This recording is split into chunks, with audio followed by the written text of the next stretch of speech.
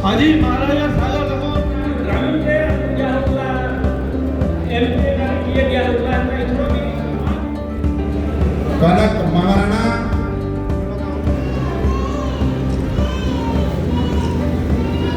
double engine सरकार double विकास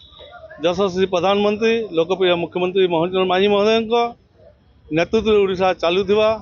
आज अनेक गुड़े 32टा आवास प्रधानमंत्री आवास योजना एवं 42टा